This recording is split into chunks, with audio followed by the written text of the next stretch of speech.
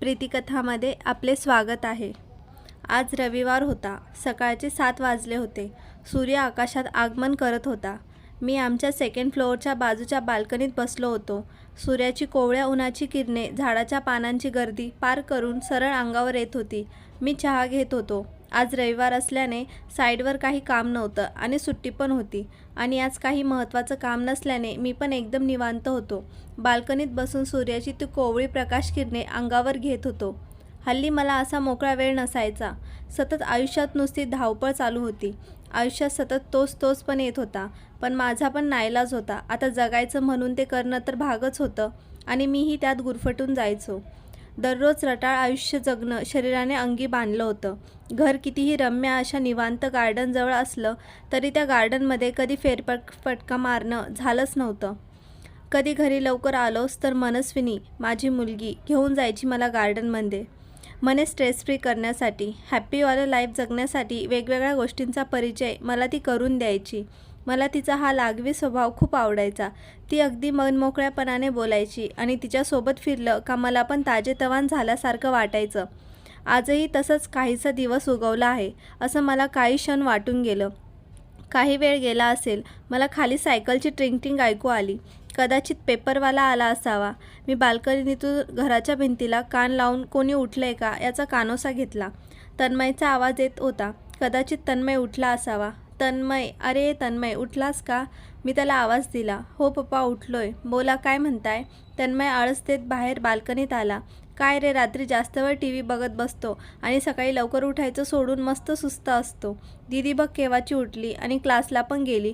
तुम्हाला मात्र त्याचं काहीच गांभीर्य नाही ना? मी तन्मयवर चिडलो. पप्पा जाऊ द्या ना, होतं कधी असं? तन्मय, कधीच का दररोज? मी तन्मयला प्रश्न केला. जाऊ द्या ना पप्पा, सकाळी सकाळी काय हे? एक दिवस नाही गेलो क्लासला, त्यात काय एवढं?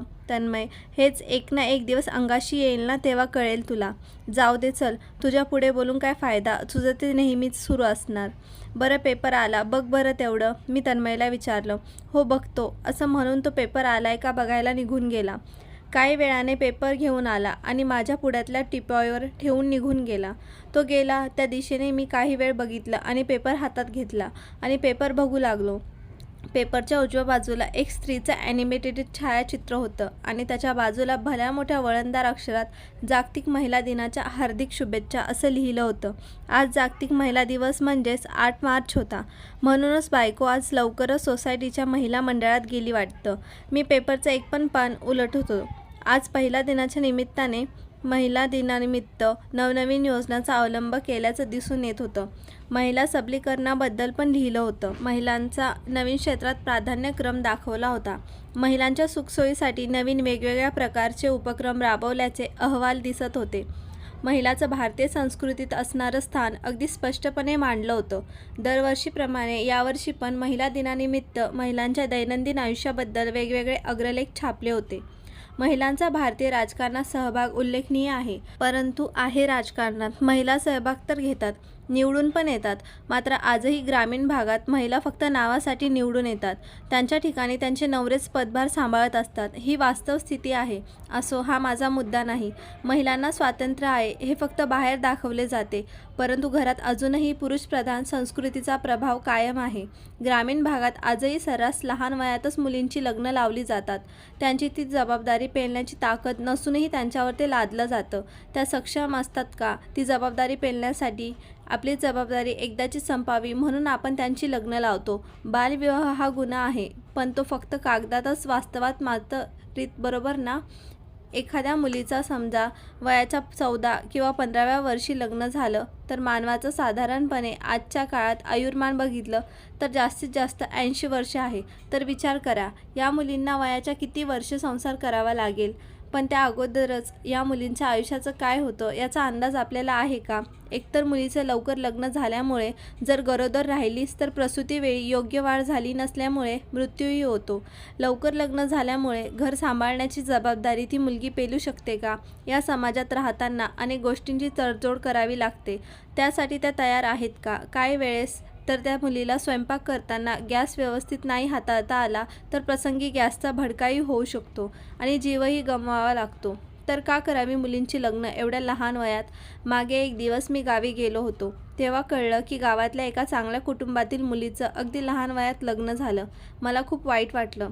नंतर काही दिवसांनी मला त्या मुलीचे वडील भेटले. मी त्यांना विचारलं, तुम्ही का एवढ्या लवकर तुमच्या मुलीचं लग्न केलं? अजून तर तिची 10वी पण झाली नाही. तर ते म्हणाले, एकदा की मुलगी वयात आली की लग्न करून टाकावं लागतं, नाहीतर मुली पळून जातात. माझ्यात तर ही गोष्ट डायरेक्ट डोक्यातच गेली. असे कसे आईबाप साधा त्यांच्या मुलीवरही विश्वास नाही.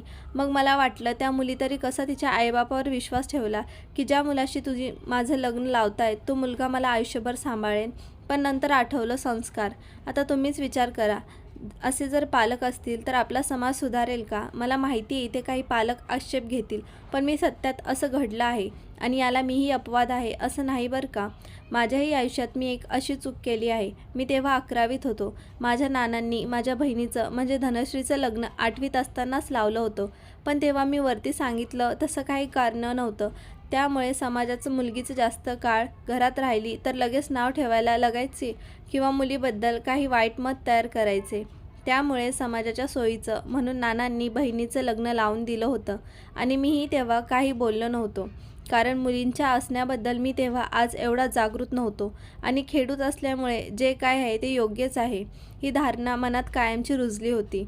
पण तिच्या लग्नाचा पश्चाताप आम्हालाच झाला होता. लग्नाच्या काहीच दिवसात ती गरोदर राहिली आणि नंतर बाळंतपणाला आली होती. पण डिलेव्हरीच्या वेळी खूप त्रास तिला सोसावा लागला. अगदी मृत्यूयातना होत होत्या तिला. पण देवाची कृपा म्हणून ती वाचली. आईला तर पोराची ती अवस्था बघून रडू कोसळतं. पण मी ती माय पण पुरुषप्रधान संस्कृतीने बांधली होती. लग्नाच्या वेळेस माझ्या आईने नानांना बरंच समजवायचा प्रयत्न केला, पण नानांनी काय माघार घेतली नाही. ते त्यांच्या निर्णयावर अटील होते. ते जरी बाप असले तरी त्यांचा बाप म्हणून विचार करणं समाजाच्या भित्तीने बंद केलं होतं. काही दिवसांनी धनश्री परत सासरी गेली.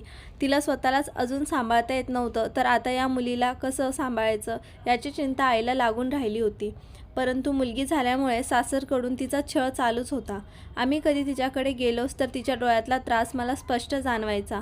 मला माझा नाईलाज होता आणि अखेर एका दिवशी ती गेल्याचं कळलं.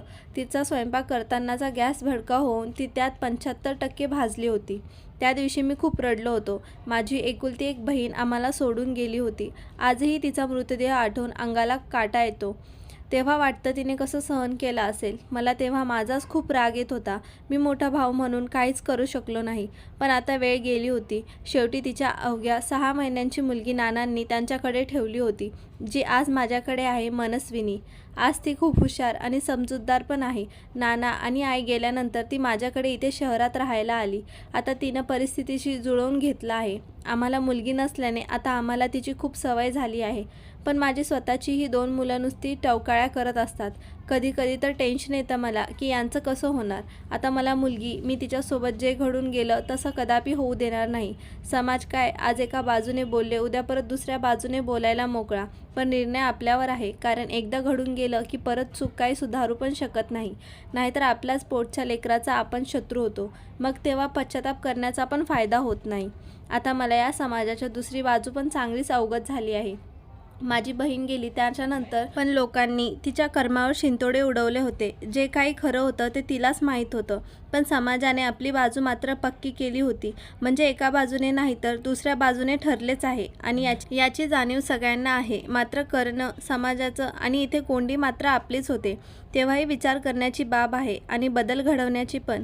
असो, काही वर्षापूर्वी स्त्रीभ्रूण हत्येवर गदा आणली होती. आता ती काही प्रमाणात थांबली आहे, पण तिचा प्रादुर्भाव अजूनही दिसून येतो. एकीकडे स्त्रीभ्रूण हत्या थांबली, पण लहान वयात मुलींचे लग्न लावून दिल्यामुळे मुलींना त्यांच्या जबाबदारी जाणवी नसते आणि ती जबाबदारी पेलताना त्यांची हेळसांड होते आणि कुणाला सांगण्याची पण बंदी असते. नाहीतर घरातून जबर वचक आहेच.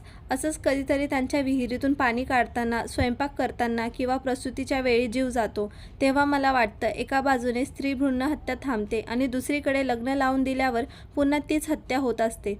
फरक फक्त एवढाच की ती लहानपणी आणि ही मोठी असताना.